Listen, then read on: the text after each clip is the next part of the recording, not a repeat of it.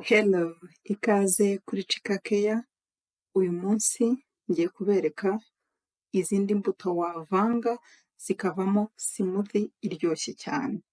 Nk'uko muri kubibona kuri screen zanyu, ibi ni byo bintu tugiye gukenera. Turaza gukenera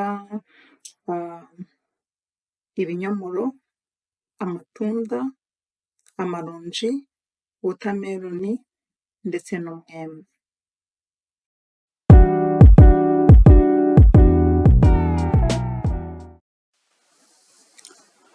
Turatangira dusqueezinga amaronji kugira ngo tubone orange juice.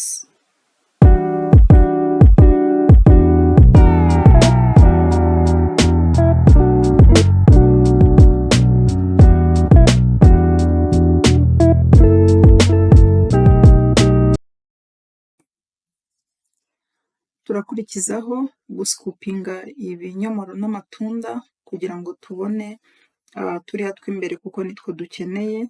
So kugira ngo byorohe urabanza ukabikatamo kabiri nk'uko muri kubibona kuri video ndi kubikora kugira ngo guscoopinga bize koroha.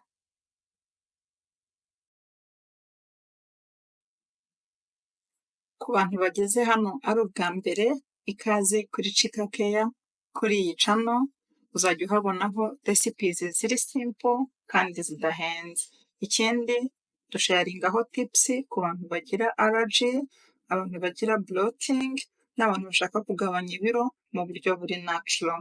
So ugenda udakoze subscribe kugira ngo utazajya ucikanwa.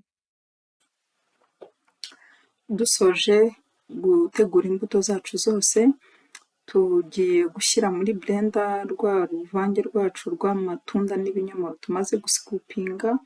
Niturangiza dushyiremo na watermelon, nuko tublendinge nk'uko bisanzwe.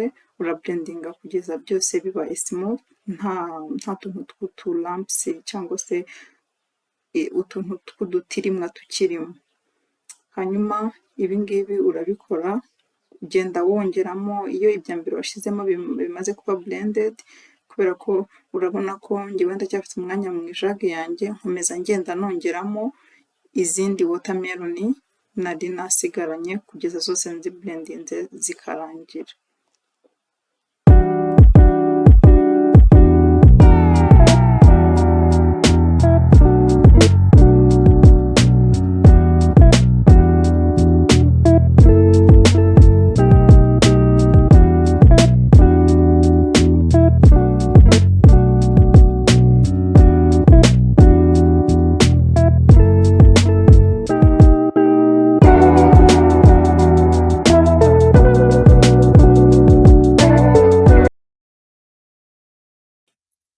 Next step, bya bindi tumaze kublendinga turabiyungurura kugira ngo dukuremo utubuto dushobora gutuma smoothie yacu itaba iri smooth mu kanwa, ukajya wumva mu tuntu tw'utubuto.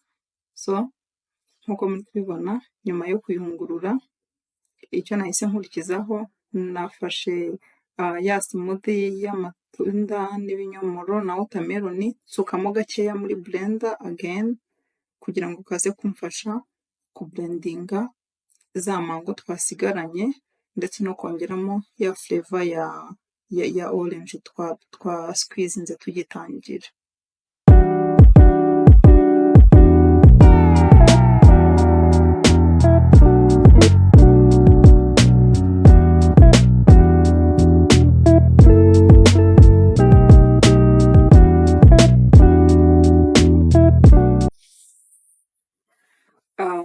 Twongeye turablendinga kugeza mango nayo ibaye blended ku kigero twifuza.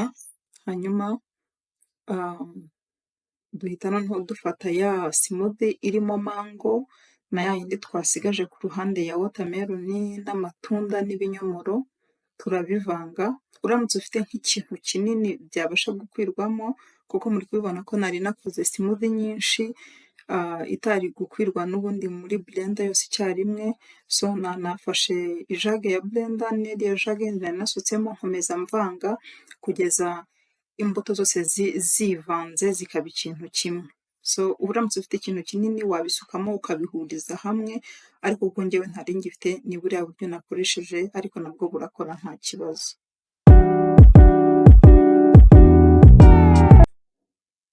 Nk'uko muri kubibona smoothie yacu ibaye ready, isaba umwanya mutoya kandi imbuto ikoresha ni imbuto zisanzwe zishobora kuboneka ahantu aho ariho hose. So namwe muzayigerageze, muzaze muri comment mutubwire uko mwayumvise. Mwakoze gukurikira video yose, ntimwibagirwe kuduha subscribe, comment, like and share. Bye.